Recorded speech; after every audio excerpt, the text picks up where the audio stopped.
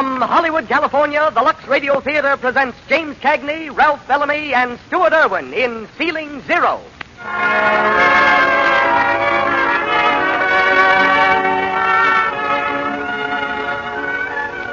Lux presents Hollywood.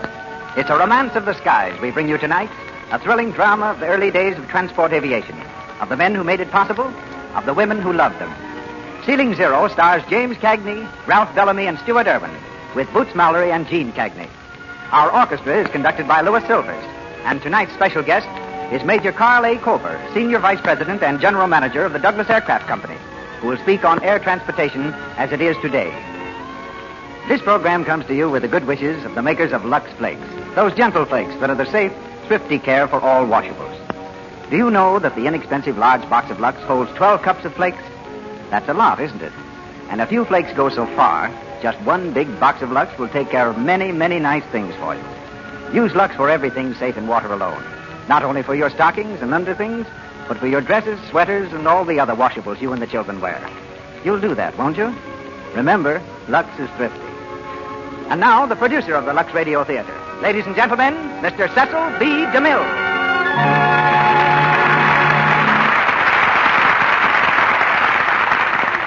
Greetings from Hollywood, ladies and gentlemen. James Cagney's career has been as checkered as it has been innocent and upright. To work his way through school, he was an office boy for the New York Sun, a page boy at the public library, a package wrapper at Wanamaker's, and a Wall Street runner. Since stardom overtook him, Mr. Cagney has contrasted his two-fisted roles with a private life in which he reads good poetry, plays the piano, sings, and dances. Between pictures, he can be found tilling his acres at Martha's Vineyard off Cape Cod. There, the red-headed bantam of the screen is a country gentleman, restoring antiques, raising chickens, goats, and vegetables, running a tractor, petting his horse, which he slightly distrusts, and never raising a hand except in self-defense. Appearing through the courtesy of Warner Brothers, his new picture is The Oklahoma Kid. And tonight, as he did on the screen, he plays Dizzy Davis in Ceiling Zero. Ralph Bellamy is here directly from the sound stages of Columbia Studio, where he's starring in Blind Alley. Like Mr. Cagney, he's a long-distance agriculturist whose favorite pastime is making his Connecticut farm pay. He's one of the best-known actors in America, where he spent 9 years touring with 15 different stock companies, playing a total of 375 characters. We hear him shortly as Jake Lee. Also from the screencast comes Stuart Irwin in the part of Tex Clark, and Boots Mallory plays Tommy Thomas. New to Hollywood is James Cagney's sister, Jean, who makes a radio bow tonight as Lou Clark. We're ready now for the takeoff, as the Lux Radio Theater presents James Cagney, Ralph Bellamy, and Stuart Irwin in Ceiling Zero.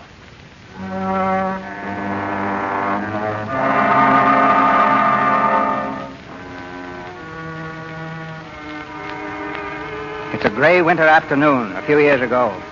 At Newark Airport, a dense fog smothers field and sky, wrapping the buildings in a blanket of ghostly white. In the operations office of the Federal Airlines, the radio engineer sits at the control panel, his voice droning on endlessly. Federal Airlines Newark calling Davis in plane 22. Calling Davis in plane 22. Davis, why don't you answer? Newark. Federal Airlines calling Davis in plane 22. At his side stands Jake Lee, the division superintendent. Jake Lee knows about fogs after 8,000 hours in the air, and now his face is creased with worry. Somewhere in the swirling mist, a plane is lost. 22. Why don't you answer? Newark. You sure you're transmitting? Well, Texas Clark picked me up 5 minutes ago, and if he can hear us, Davis ought to be able to. Let me at that thing. Calling Davis. Davis, acknowledge this message. Report your position and altitude to Newark at once. Nothing doing, Mr. Lee. Call him every 5 minutes. Notify the pilots in the air by radio and all eastern ground stations by teletype. Yes, sir. I hope he's not down. Don't worry about Davis. He could fly here in a balloon. Hello, Newark. This is Texas Clark in plane 4.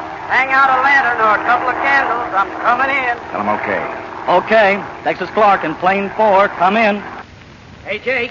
What do you want? Mr. Stone just came in. He wants to see you. Okay, go to work on that, Buzz. Yes, sir. Calling Davis. Newark calling Davis in plane 22. Calling Davis. Hello, Al. How's our Sterling vice president? Hello, Jake. Doc said you wanted to see me. Important? In a way. It's about Dizzy Davis, Jake.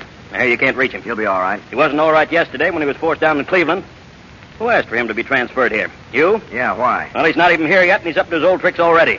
That forced landing yesterday was a fake. How do you know? Report from Cleveland by phone. When the mechanics reached the ship, they found nothing wrong except the left magneto wire had been pulled loose. Pulled loose? Of course, and Davis did it himself.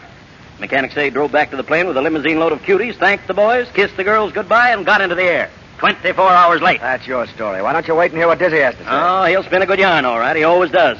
Jake, I'm telling you, Dizzy Davis is a menace and a liability, and... Just sit down there and relax, Al. I want to make a speech.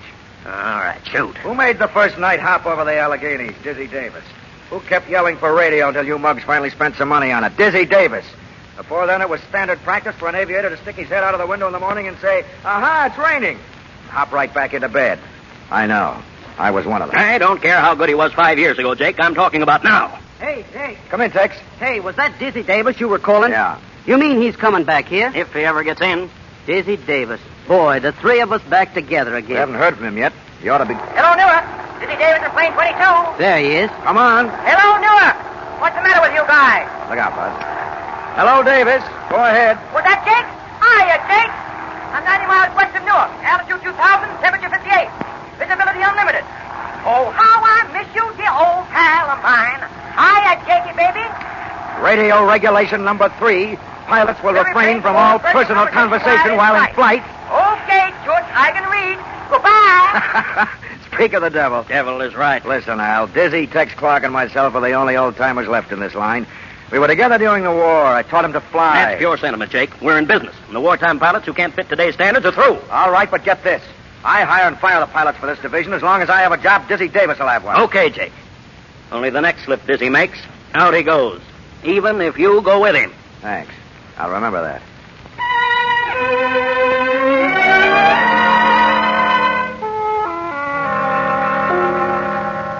Okay, 19. Go ahead, number 6. Lawson in plane 6 to Newark. Go ahead, Lawson. Testing radio in plane 6. Ready to land at Newark. The training job with the solo student is heading in, Tay. Take another turn around the field. Okay. Who's flying a training job, Buzz? Miss Thomas supposed to solo this afternoon. Solo, no fooling. Yeah, and she's doing all right, too. Hey, Buzz, hear any more from Dizzy Davis? I'll see. Calling Davis in plane 22. I can't give you anything but love, baby. Cut him off.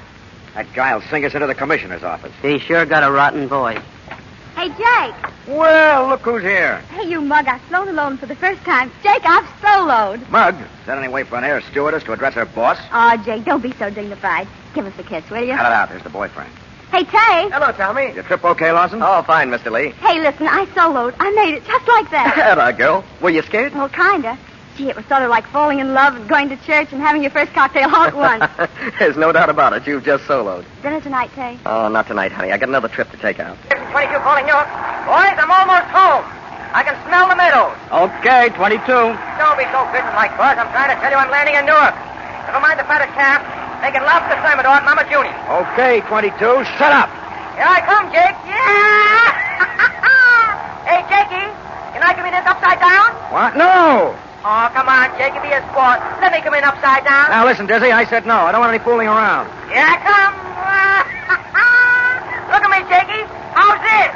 He's doing it, Jake. He's going into a roll. Dizzy, cut it. Straighten out, you hear? I can't give you anything but love, baby. Dizzy, cut it out. I can smell the dandelions on the field, Jakey. Don't worry, here I go. If I don't come out of this roll, I'll... Dizzy, listen, Dizzy. There he goes. Oh, he's okay, Jake. He ought to break his neck. Boy, can that man fly. Those sparrows just tucked their heads under their wings and fell right off the telephone Check line. him in, Buzz. I'll go out and say hello. Come on. Hey, you egg. America, I love you. Dizzy. You old Texas. Hey, cut it Jake, out. you old sweetheart. Look, Jake, he's got a new dimple. Been having a facelifted, Dizzy? Sure, that's better than going a paunch like Tex. Oh, now lay off. I'm building that up for a rainy day. Looks like Noah's Ark already. Well, same old joint. Come on, I'm starved. Wait a minute, fella. Are you Dizzy Davis? In person, why? I'm Joe Allen, Inspector, Bureau of Air Commerce. Oh, well. How are you, Joe? That was a very fancy landing, Davis. The next one like it'll draw you a suspension. You government guys are always wrong. There isn't going to be any next time. Cut it out, Dizzy. This is serious. Let's see your pilot's license. There you are, brother. You'll note my application for renewal has gone in. I see you've applied for a waiver for physical defect. What is it? Skippy Pump, 6 years old. How is Washington on us old cripples these days? Tough. You had a nice hand, Joe. I suppose you're going to put in a rap. I've got my job to do, but I'm no stool pigeon. You get my notice about inspecting, Jake? We're all ready for you, Joe. Good. See you later. As lucky as ever, Diz. Say, let's go over to the office. Come on. Well, Jake, how's Mary? Fine. She'll be over to pick me up pretty soon. Well, how's your matrimony, Texas? Still moaning along? Yep, on a clear day, I can hear her in Cleveland. Go on in, Dizzy. Hello, Dizzy. Hiya, Buzz. Hey, Tommy, come here. You want to meet a real pilot? Around here? I'd be delighted. This is Dizzy Davis. How are you? And Dizzy, this is Tommy Thomas. Well. How are you? What was that name again? Tommy Thomas. Well, I'm certainly glad to meet you. You an aviator, Tommy? No, not yet. I'm just a stewardess. Tex is teaching me to fly, though. Yep, I'm her daddy. Gee, your landing was a honey, Davis. I wish I could fly like that. Well, maybe I could give you a lesson or two. Would you really? Right now, I can't think of anything I'd rather do. Oh, Mr. Lee. Yeah, Tank? Number 11's inspected. I'm ready to take off. Right. Oh, here, I want you to meet somebody. Pilot Davis, Pilot Lawson. Hi. Well, welcome back to Newark. Lawson's my right-hand man. Been developing this new de-icer to keep ice from forming on the ships. Go over the records with him when you get a chance. Yeah, sure. How about tomorrow? Tomorrow? Well, now, wait a minute. I've got to see what my engagements are. Tell me, what are we doing tomorrow? I mean, what are you doing tomorrow? I don't know yet. Why not ask me the day after tomorrow, and I'll tell you all about it. Come along. Okay, I'll walk down the ship with you. Thanks, honey. Hey, did I get the brush, or is she always like that? I never thought I'd live to see the day. Dizzy was a good guy when he had it, huh, Jake? Well, the old Meister isn't licked yet. That was routine number 1. Wait till you hear routine number 2. It's never failed yet. Well, now that you're here, where are you going to stay, Dizzy? Oh, Tex asked me to stay at his place. Huh? Well, didn't you? So, yeah, sure, but, Well, what? I guess I better phone Lou. Excuse me. Uh-huh. So you got to phone the little woman, huh? If it was up to her, I'd sleep in jail. Oh, no. Why so worried, Tex? Don't you ever wear the pants in your little home? Well, you know darn well I do. Tell her I won't be there much. I've got that roving insomnia. Hello, Lou. This is Tex, your husband. Now, listen, honey. Dizzy's here. Yeah. She sends you her best, Dizzy. Nice work. Honey, look. I thought until he gets settled permanent that we might put him up. Be firm, Texas. You're the man of the house. Huh? Well, you could move the puppies off the sleeping porch. Oh, no, Texas. That wouldn't be fair. Well, how about a cot in the hall? No, I don't expect him to sleep with us. Why not? Well, there's still a sofa in the living room. You're doing fine. Oh, well, why didn't you tell me your mother was coming? Well, that settles that. Okay, honey. Bye, dear. Gee, Dizzy, I'm sorry, but my mother-in-law is... Oh, forget it. Say, is that Lawson warming up? Yeah, why? Oh, nothing. How long will he be gone? Back tomorrow. That makes it perfect. Jake, can I come in? Oh, sure. Come in, Mike. I cleaned up that brass door plate, Jake. Oh, thanks, Mike. You can go home now. Well, okay. Mike, you old son of a gun. You want something? Hey, Mike, it's Dizzy. You remember me? Oh, yes. Dizzy Davis, 59th Squadron, Kelly Field. You remember? Dizzy Davis? Oh, sure. I remember you. You were a pilot. Yeah. I still am. Well, you've been away. Yeah. Out west for a while. Thought I hadn't seen you around. Well, drop by the house sometime. Thanks, Mike. I will. I don't fly anymore. I see. I shined that plate, Jake. It looks good. That's swell, Mike. Thanks. Jake's afraid if the front door don't look right. People won't come in. Well, good night. Oh, Jake, you can't do that. Mike's a pilot. He was a pilot. What happened? Smacked a tree in a fog. You must have heard about it. No, never a word. Mike Owen, shining spittoons. He doesn't do that very well. He's got a wife and 2 kids. We couldn't let him starve. Tex. Yeah? Tex, here's a few bucks. Have Lou get Mike's kids something, will you? Well, Jake, what do you say we go someplace for chow and a few snorts? How about Mama Jeannie's? Still open? Sure. Good. I'll be back in a minute. What's your idea? I got to see Miss Thomas. Routine number 2. It has yet to fail. Hello. Hello. I thought you'd be coming back this way. I'd like to apologize. For what? Oh, for wisecracking. You know, you really hurt me terribly. I can't begin to tell you how you wounded me. But, I guess I had it coming. All right.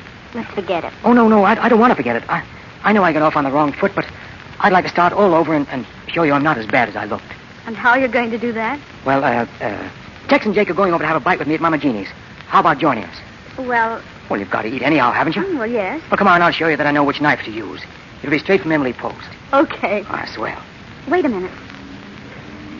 There goes Tay. Yeah, there he goes. Back tomorrow, so I hear. Ready, Miss Thomas? Thank you, Mr. Davis. Dinner is served, honey. Let's go.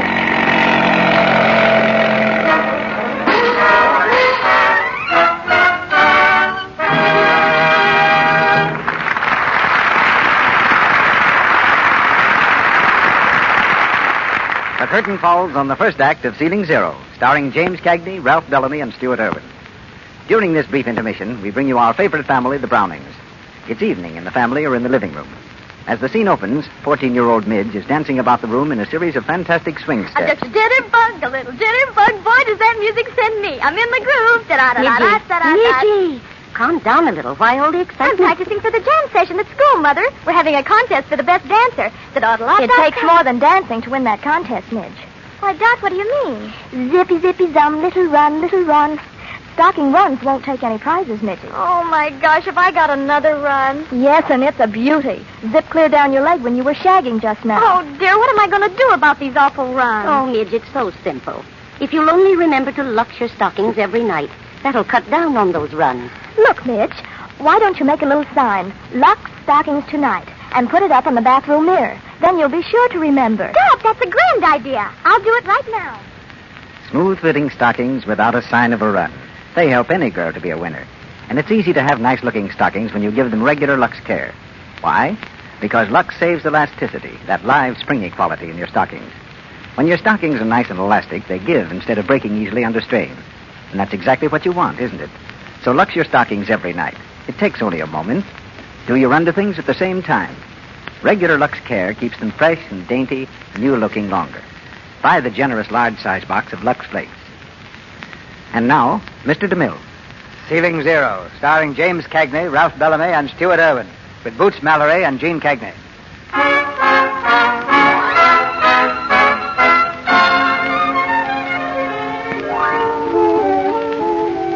It's late the same evening, and Mama Jimmy's, a cafe near the airport, is almost deserted.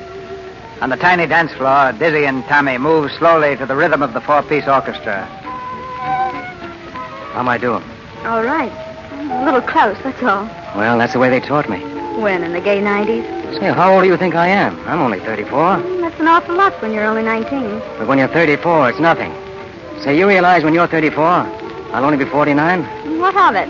Well, if you think when I'm 49, I'm going to dance with an old hag of 34, you're crazy. Better enjoy yourself while you can. Look up here a second, will you? What's the idea? I'll show you. You're not going to kiss me in public, I hope. Sure. How was that? Not bad. Have another? Oh, I don't think I'd better, thanks. Oh, come on, just one more. Can't hurt you. 1, 2, 3, 4. What's that? My mother always told me to count 10 if I was tempted or something. Can you wait? Sure, if you can. Come on, let's count together. 1, 2, 2, 3, 4. 4. Hey, how about dancing this one with your boss? Okay, Jake. Beat it, Dizzy. You can keep Mary company. Yeah, sure. You got up at the count of 5, Tommy. That means there was no knockout. Well, stay on your feet. You may get a draw. Hiya, Mary. Sit down. Say, you better watch that husband of yours, Mary. Look at him dancing around with that nice young girl. Ought to be ashamed of himself, the old reprobate. What about you? Oh, me? Well, I'm not old. Uh-huh. Look, Dizzy, I don't want to preach, but Tommy's only 19. Well, what of it? Nothing. Only when you're 19, it's so easy to fall for a dashing aviator and get your heart broken into tiny pieces. I remember reading about a case like that. Oh, you do, huh? But she turned out all right, didn't she? I mean, the girl you were reading about? She turned out fine. Because right after that, she met a swell guy named Jake Lee. And she married him. She's had 4 of the happiest years in her life. You see, her husband didn't ask her any questions about what happened before. Mm-hmm. Suppose he had asked her. I think she'd have told him, without mentioning any names. Wouldn't make things any better to break up a lifelong friendship, would it? No, guess not. Whoa, Slug, that's my wife. Sure. Hey, where's Tommy? She want to make a phone call. We better head for home soon, Mary. I'm ready. Not me. I've got some counting to do. What are you talking about? Hey, Mr. Davis. Yeah, Mama Jeannie? Oh, that dinner was swell. That's so good. Say, you know that girl who was here? Yeah? Where is she? Well, she's to say, to tell you she's to take a taxi. What? Sure, she's to go home. Home? Well, that's fine. That's great. Hey, Mama, Yeah? what are you doing tonight?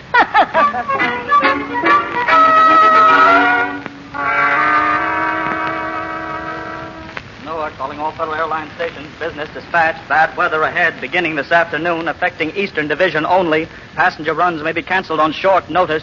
Male pilots will punch in regardless of weather until further orders. WWGR, Newark. Here you are, Tommy. Catch. Hey, watch where you throw things. That's not a thing. It's a book. A little present. What is it? Poetry? No, it's a little arithmetic book I picked up. Got all the numbers from 1 to 10 inclusive. Oh, thanks. Just what I wanted. And after you get those down, I'm going to buy you a little book on etiquette. And do I need that, too? Well, you certainly don't know how to act toward a gentleman. What did you run out like that for? Think I was going to stick you with a check? Well, I'll tell you. You see, you began to look so attractive to me last night. You know the way those soft lights flatter you when you're 35? 34. All right, 34. Anyhow, you looked so attractive that my heart kept going pitter-pat. I finally got hold of myself and said, "But, Tommy, how does he look in the morning?" So I thought I'd wait until morning. And now? And now I know. Yeah. Will you let me in on it? How do I look in the morning? Not a very good shave. Oh, the quiet Rudy Toot and the razzmatazz. Well, how about teaching you some stunts this afternoon? Oh, gee, that'd be swell. Only one thing would be sweeter. Tonight you have dinner with me. But you're scheduled to go to Cleveland this afternoon. I can fix that. I'll get Tex to take my run. Jake won't stand for that. Now, you just leave that to me. I'll see Tex now. It's in the bag, honey. It's in the bag.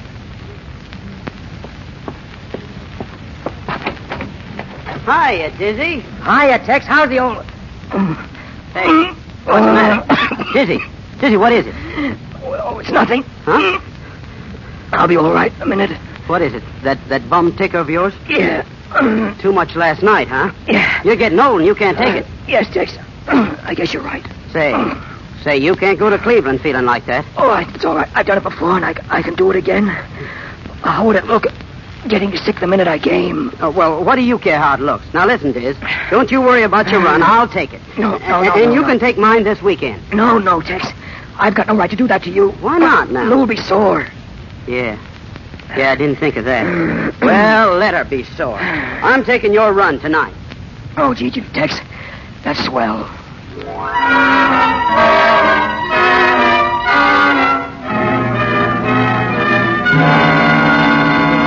Bureau of Air Commerce, Washington, to all planes and stations, 8 o'clock weather.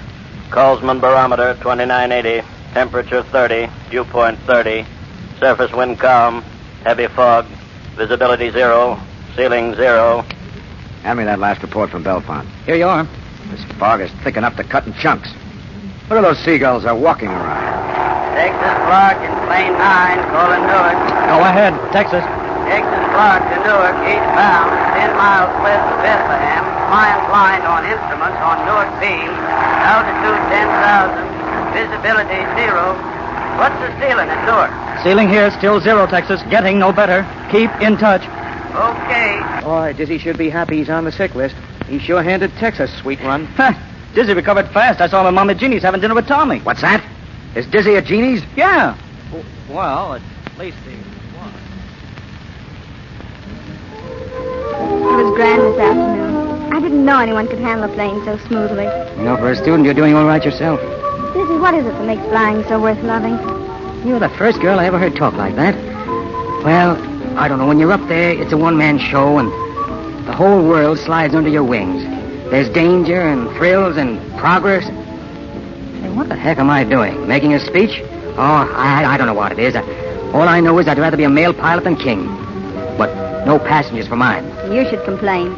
We stewardesses get the grief. Hey, look at that fog out there. Yeah, it is pretty low. No more ceiling than a dugout.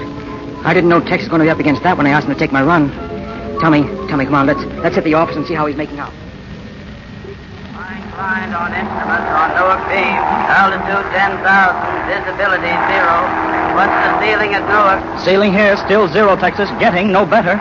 Okay, as long as the beam's okay. Hey, Dizzy. Texas radio sounds kind of sour. What do you think he's a mind reader? Tell him about it. Newark to Texas Clark. Check the connections and tubes on your radio set, Texas. Your transmission is blurred. Okay, Newark. You know, Tex would be in a bad spot tonight if his radio went dead. Oh, Tex is an old hand. He'd figure out some way out of any jam. Oh, sure. You know, I've been thinking, Dizzy. I still can't figure out how you did that barrel roll this afternoon. Say, can't you think about anything but flying? When did the bug bite you anyway? Do you remember the day Lindbergh came back from Paris? Yeah, I do, but you don't. You were in your cradle. I was only a kid. But I'll never forget it. You know, they wrote Welcome Home in Smoke across the sky and signed it QB. Yeah, you were there, all right. I didn't even know what QB meant. And someone told me about the Quiet Birdman, old pilots joining together to help a flying game. Gee, I love that. You know, they seemed apart from ordinary people. They were. That first QB hangar was a great spot. Each QB had his own drinking mug. If he got bumped off, the mug was put on a shelf over the bar, bottom up. Your first drink was always a silent toast to the shelf. How swell. You know, you ought to be proud of the way you feel and all the flying you've done. Mm-hmm. You're a grand kid. You're sort of goofy and tough and sweet all at once, aren't you? Mm-hmm. How's your counting? Cut it out, Dizzy. Oh, come on, come on. No, Dizzy, you spoil everything. Oh, now, don't be silly, baby. All right, Big Shot. Now that you've taken one from her, maybe you'd like one from me, too. No, Tay, listen, it's quite all right. It's not all right. What do you think you're doing, Davis? What's that to you? I'll show you. Oh. Never lead with your right, Lawson. Cut it out. Cut it out. Cut it out. What's wrong with you guys? If I catch you pulling this stuff again, you'll both get fired. The least you can do is settle your snarls away from here. I'm at your service anytime, Davis. That's fine.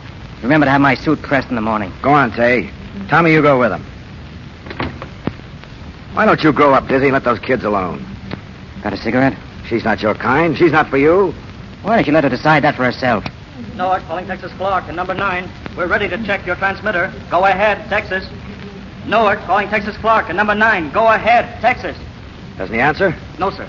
His last report came in garbled. I told him to check his set. Try him every couple of minutes. Notify all stations by teletype number 9 not reporting. Yes, sir.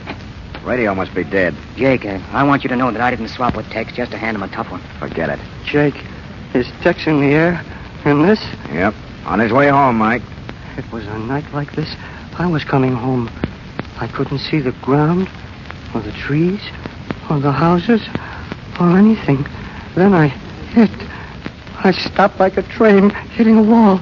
And I hurt all over. Take it easy, fella. Yes. Take it easy. I'm all right. I shined that brass plate, Jake. It looks real pretty. Forget it, Mike. Run along home. I guess I'd better.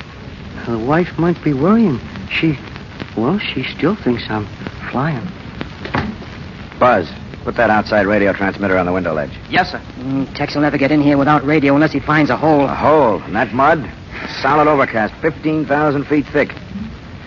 No use worrying till he begins to look for the field. Yeah, then we'll pray him down. Hiya, Jake. Oh, hello, Smiley. Well, Dizzy, I heard you were back. Hiya, Smiley. What are you doing over here among us common people? I thought you'd quit the racket. Believe it or not, I'm looking for a job. Can you use a good aviator, Jake? You wouldn't want to work for us. Why not? Have to spend at least a year learning the ropes as co-pilot. Co-pilot? I'd hit the bread line before I'd start riding with some other guy at the controls. Newark, calling Texas Clark, and number 9. Newark, calling Texas Clark, and number 9. He still doesn't answer. Keep trying. Well, how you doing, Dizzy? And how are all your gals? I can't complain. Say, whatever happened to that slim brunette you used to chase around with? Am I supposed to know the girl from that description? You know the one I mean. You were going with her when I was testing those new transports. Oh, yeah. You mean, I know. You mean Eileen? Not that one. What was her name? Oh, stop it, will you? I've got it.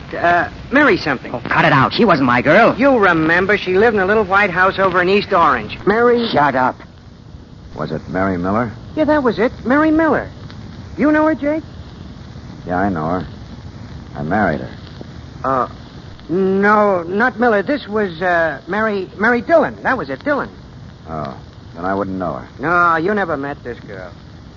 Well, if there's nothing here, I might as well be going. So long. Was Mary really under your skin? Oh, now, Jakey. You know the way I was, how I used to talk. It was just part of the act. Mary and I just clowned around, and then you came along and she found out what a foul ball I was. Your reputation wasn't so cockeyed, you'd be easier to believe. Oh, wait till Tex gets in here. He and I were living together, and he knows everybody I went around with. He'll smooth this out in no time. Yeah? Try Tex, Buzz. Newark, calling Texas Clark, and number 9. No, he still doesn't answer. Say, he ought to be here any second. If he's on time. Doc, field lights. Yes, sir. Texas Clark and number 9 to Newark. There he is. Still flying blind on the Newark beam here in the field. Give me the surface wind and the Colesman barometer reading. I'm coming in. Surface wind, calm, Colesman barometer 2988, ceiling 0. Newark, answer 9. I want to set my altimeter. I can't land without it. When I get on the ground, I'm going to wrap this radio around Buzz's neck. The beam's fading now. I can't hear. Newark to Texas Clark, come in. Sounded like his sending said quit on him. I wish it was me coming here instead of Tex. Bad enough to have Tex up there. If it was you, we'd have an argument about how to get you down. All lights okay, Mr. Lee. Jake, I just heard a plane. It must be Tex. Listen. That's him. He sounds high, Jake. Yeah. Come on, fella, talk him down. This is Jake, Texas. You're approaching the field west of the office. You sound much too high. You must be 1,000 feet. You should be losing altitude very fast. Answer by radio or jazz your motor if you hear me. Come on in, baby. Why doesn't he answer? He's probably getting it, but just can't send. You're much too high, Texas. You're over the edge of the field now. You better circle back and make another approach. Come in much lower. You can't make it this time. You're sure to overshoot the field. Oh, he's going on. Didn't hear a word. He's after far right on out to sea. He won't pass the coast. He knows he's somewhere near New York. Tex will bring you in if anyone can. He isn't one of these kid pilots. Hey, Jake. Jake, he sounds like he's coming back. Here he comes. Give me that mic. Hello? You are calling Texas Clark. You are calling Texas Clark. Go ahead, Texas. He's lower this time. You won't land on that course. Keep trying. You are calling Texas Clark. You are calling Texas Clark. You are calling Texas Clark. Passing again. He'll never get in. Tell him to climb for altitude and use his chute. New York to Tex Clark and plane 9. Do not attempt to land. Climb for altitude and go over the side. That's orders. Acknowledge. Hey, Mr. Lee, here comes New York Texas to wife. Tex Clark. Climb for altitude and hit the silk. Acknowledge. Here comes Texas wife. How did she... Jake. Come in, Lou. Jake, what is it? What's wrong? I've been at home listening in. What is it? Texas radio's dead. Don't worry. He'll get down all right. Come on, Lou. You don't want to stay here. Let's go home. Home. I've just been there. Not just tonight, but one night after another. Sitting over the radio, alone, wondering whether Tex will ever come home or not. I know, darling, but please come along. Oh, I've been through it so often. Sitting there, going crazy, waiting for the telephone to ring. Jake, what are you going to do? Can't you do something? We tried to tell him to use his chute, Lou. Tex ought not to be flying. You'll make it all right, Lou. Don't worry. Don't touch me. I know why you got Tex to take your place. Because you had a date with Tommy, the great Dizzy Davis, out after another girl.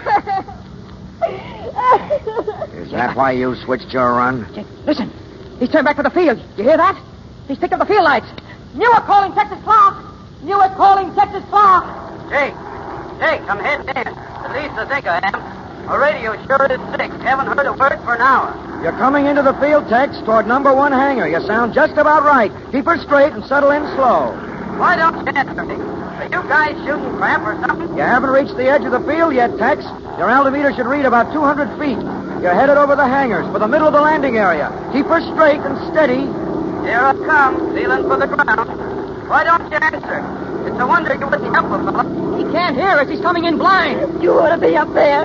You're a murderer. That's what you are. You're a murderer. You sound a little low, Tex. Let's lift her up about 50 feet. He's too close, Jake. Too low. He's coming right toward us. Pull her up a little, Tex. Pull her up. You sound low. You're still outside the field, heading for the hangars. Watch it. Pull her up, Tex. Pull up, Tex. Pull up. You're too low. You're right on top of the hangar. Watch it. Pull up, Tex. Pull up.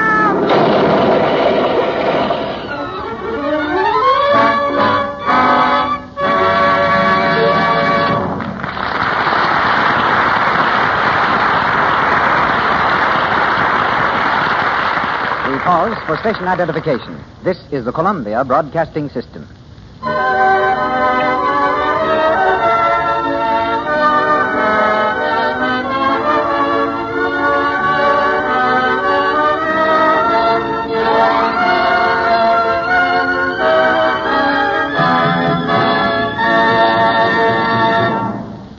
The curtain falls on Act 2 of Ceiling Zero, starring James Cagney, Ralph Bellamy, and Stuart Irwin, who will be heard shortly in Act 3.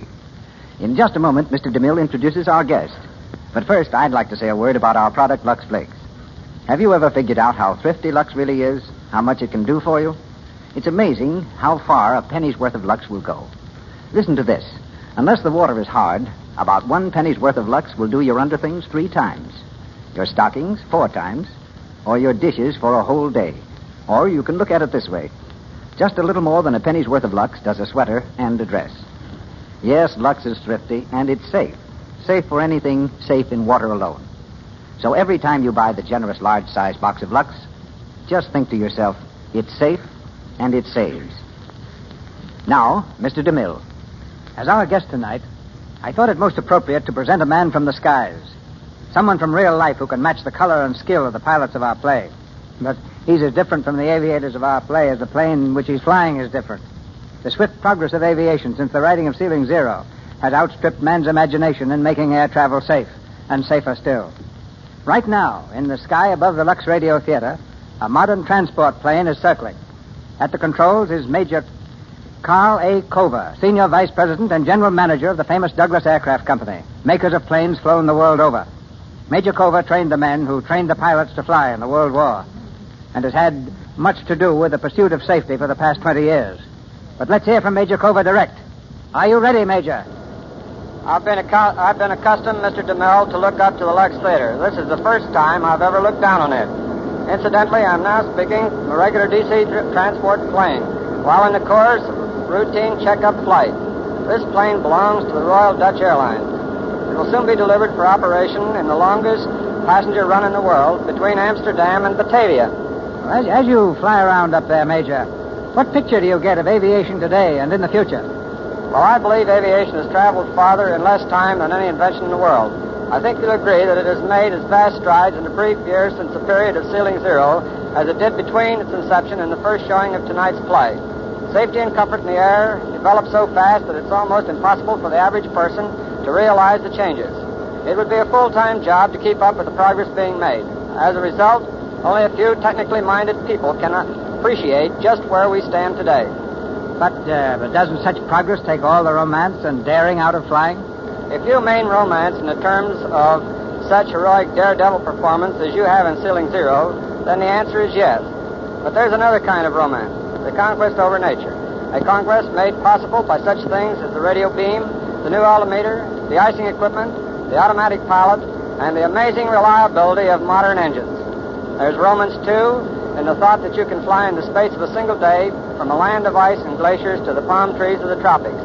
I'll even predict that passengers will be able to make regular scheduled flights from here to Paris and London within a very few months. I'm not much in the romance angle, but I think that comes pretty close to being the real thing. The world owes you and men like you a deep debt of gratitude for the safety you've brought about and are constantly increasing. I know that most of us in Hollywood, actors, actresses, and producers, are almost as much at home in the air as we are on the ground. We hope so, Mr. DeMille. And now I'm sure you want to get back to Ceiling Zero. As for me, I'd like to hear the rest of it, too. Good luck, sir. You've given wings to the world, Major, and to our program. Act 3 of Ceiling Zero, starring James Cagney, Ralph Bellamy, and Stuart Irwin, with Boots Mallory and Gene Cagney.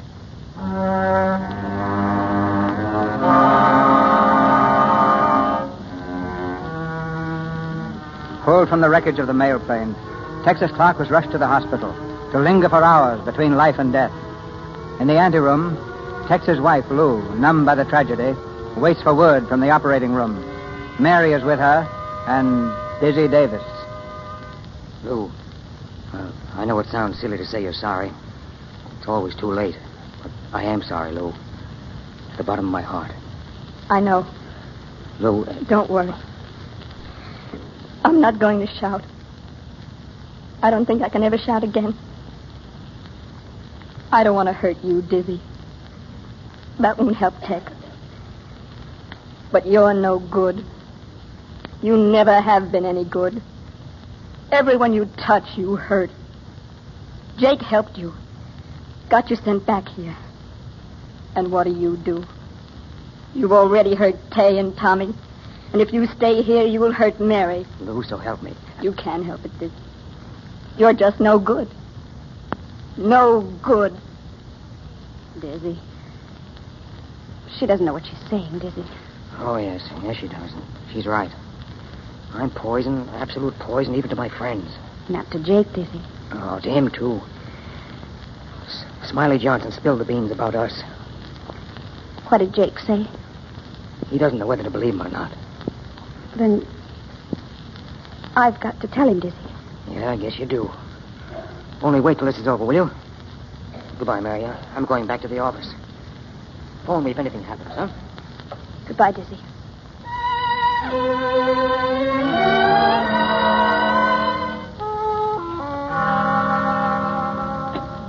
Well, any word? He's still unconscious, Jake, but a little stronger. Swell. Jake, suppose Tex should die. You weren't to blame for the crash. After Tex took the run, the show was all his. That's easy for you to say. You're not in the picture. Lou named it. It's murder. Forget it.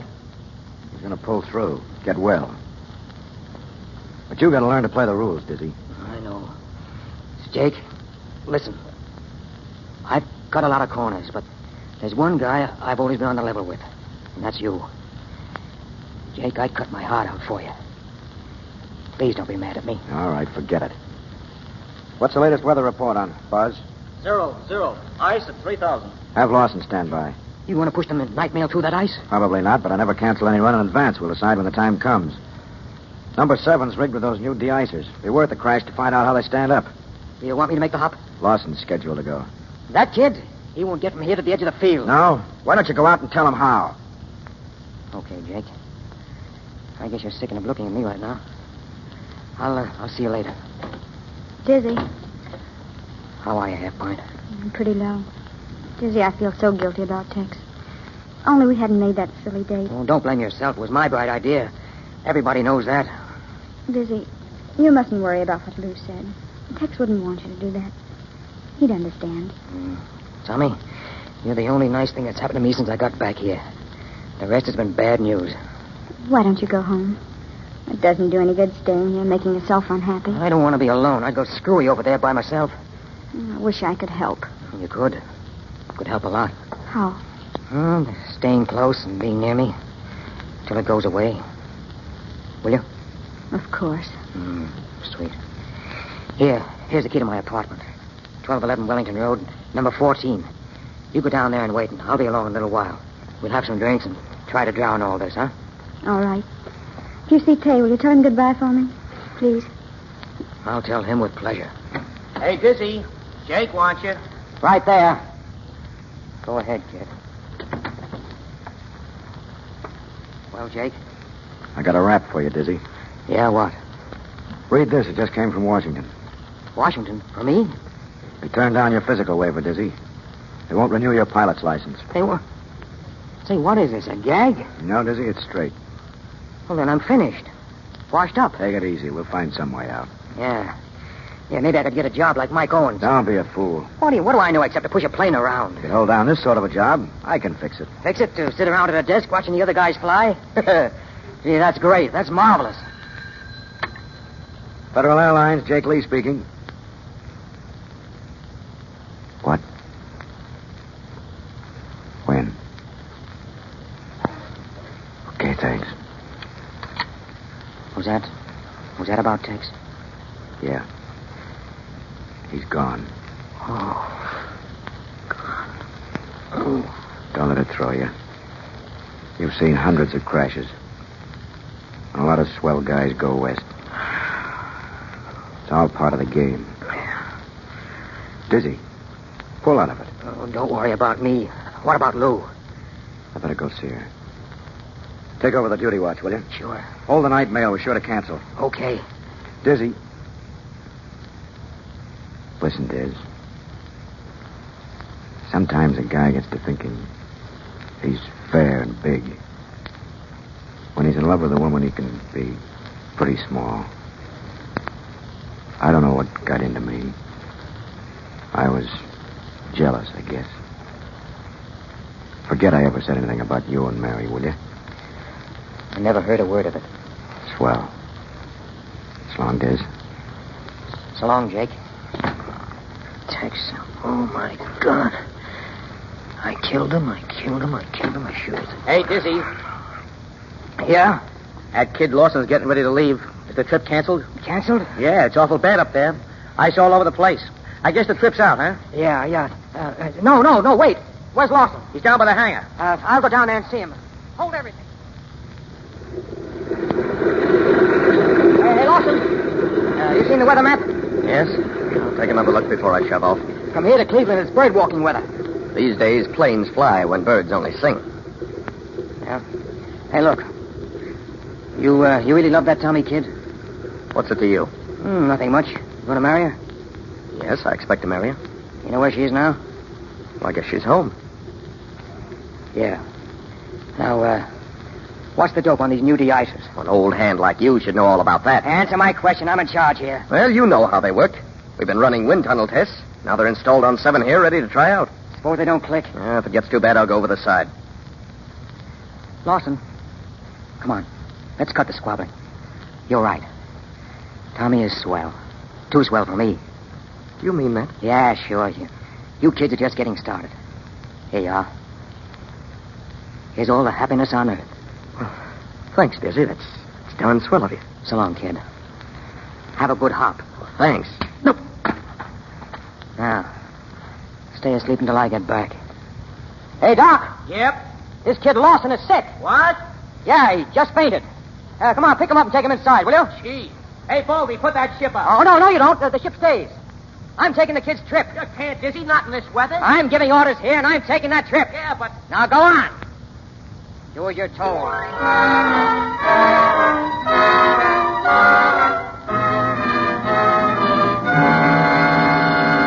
What'd you let him go out for? Why didn't you hold him? I couldn't help it. Jake Shut up. told me to... Dizzy Davis and 7 to Newark. Altitude 3,000 feet. Flying blind on the Newark beam for Cleveland. Light ice forming on wings and tails. These new de-ices don't quite break it up. Tell him to turn back and land at once. Newark calling Davis and 7. Go ahead, Newark. Davis and 7 return to Newark and land at once. Division Superintendent's orders. Tell Jake to come to the mic. Dizzy, this is Jake. Here. Here's the dope on these new de-ices, Jake. Never mind the de-icers. You know you can't fly through that stuff. Get on the ground. Come on, get this. Take this down, Buzz. The pressure has got to be doubled. The rear tube should be moved back 8 inches so the ice won't form behind it. And you need tubes on the tail, too. One on each leading edge. They'll work then like $1 million. Right now, the tubes are frozen flat. That's all, Jacob. Okay, Dizzy. Now get back to Newark. There's not much chance of that. Unless you send me up a skyhook. Ship's getting heavy. Losing altitude now. Dizzy, leave the ship. Don't wait until she begins to spin. Drop your flares and go over the side. Bail out. Hit the silk. No can do, baby. He's got ice all over. Sure built up in a hurry. Jake, when Dizzy got into that ship, he didn't wear a chute. What? He didn't. He wouldn't wait. Dizzy, isn't there some way? Can't you nurse her down? Slide in on a wing so it'll be an easy crack up. Do something, Dizzy, anything. She's falling pretty fast, Jake. The ice looks a foot thick on the leading edges. I'm down to 1,500 feet on the beam. Don't look for the crash tonight. Dizzy, listen. She's getting wishy now. I'm going to put her into a spin to see how that affects the ice. The ice still sticks to the ship, Jake. She won't answer the controls. Here she goes. So long, Jake. Don't be mad at me. Newark to Davis and 7. Newark to Davis and 7. Answer 7. Answer 7. Davis! Dizzy! He's crashed.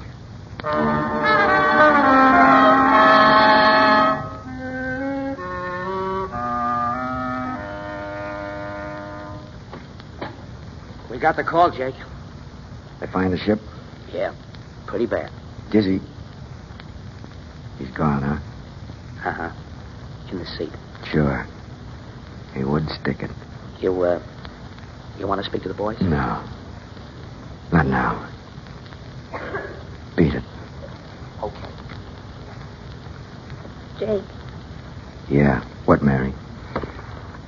Jake, I've got something to tell you. Something I should have told you a long time ago. Yeah? It's about me. Dizzy. You don't have to tell me anything about Dizzy. He was all right. And what about me? The only thing that keeps me from proposing to you all over again is that we're already married. Oh, darling. It's okay, honey. It's okay. Lawson? Yes, sir? Here are Dizzy's notes about the de-icers. That's your next job. Remember, a swell guy made it easy for you. Yes, sir. Well, what are you standing around for? Doc, start the crash truck rolling. Yes, sir. Buzz, get a weather report. Notify all stations of the crash and tell them we're holding up trips for a better report. Tell Baldy to see that the ships are ready for everyone on tomorrow's schedule. Yes, sir. Stafford, we're running an airline. Yes, sir.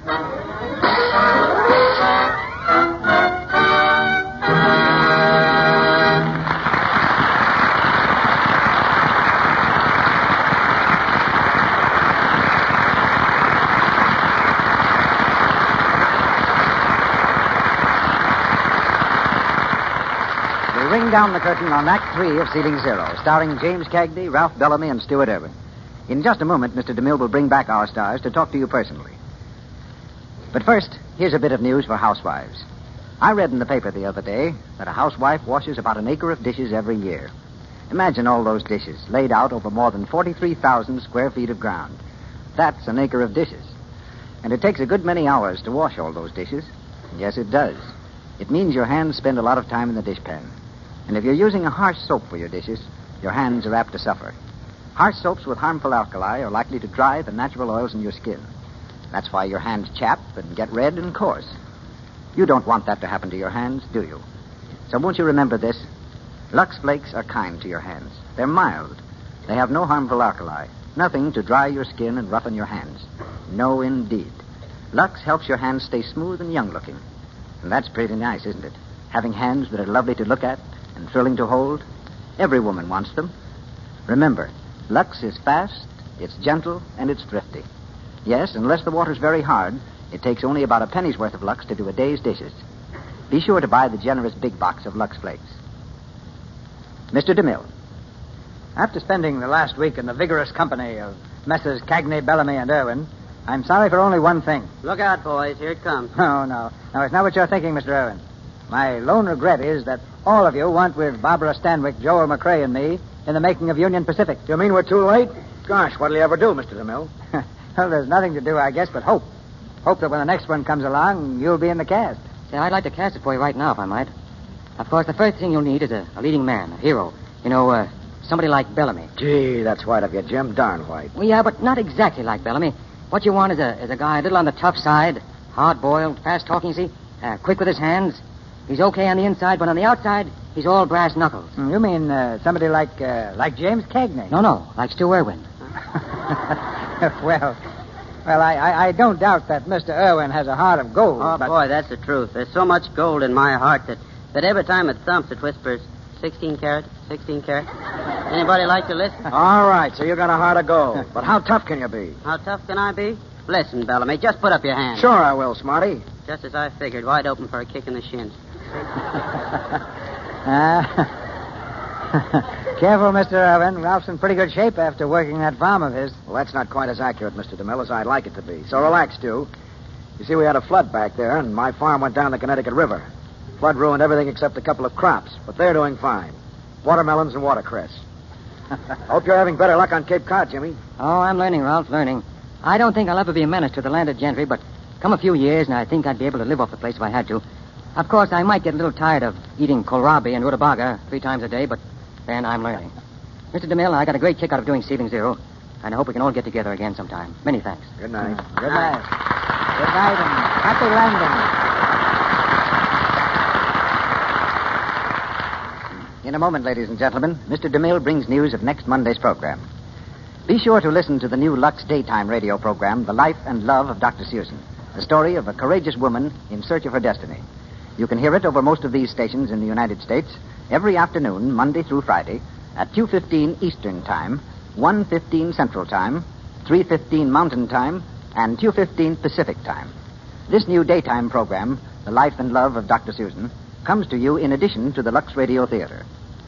Assisting in Sealing Zero were James Bush as Buzz Gordon, Mary Lansing as Mary Lee, Martha Wentworth as Mama Jeannie, Wilson, Lou Merrill as Alan Jones, Joseph Duval as Joe Allen, Frank Nelson as Tay Lawson, Ross Forrester as Mike Owen, and John Gibson as Smiley Johnson. Ralph Bellamy appeared through courtesy of Harry Cohen. Louis Silvers is from 20th Century Fox Studios, where he directed music for Wife, Husband, and Friend. Now, your producer. The program planned for you next Monday night, like all programs in the Lux Radio Theater, is one in which you, too, play a major part. Just as we are occupied every day in the week preparing these productions, you are making them possible by bringing Lux Flakes and Lux Toilet Soap into your homes each day. This cooperation enables us to present plays and stars of the caliber in store for you a week from tonight, when you'll hear Norma Shearer and William Powell. A great hit on the screen, our play is the dramatic story of an infinite love, one-way passage.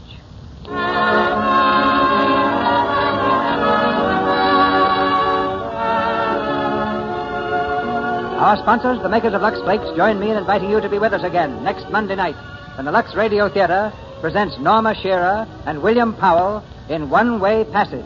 This is Cecil B. DeMille saying good night to you from Hollywood.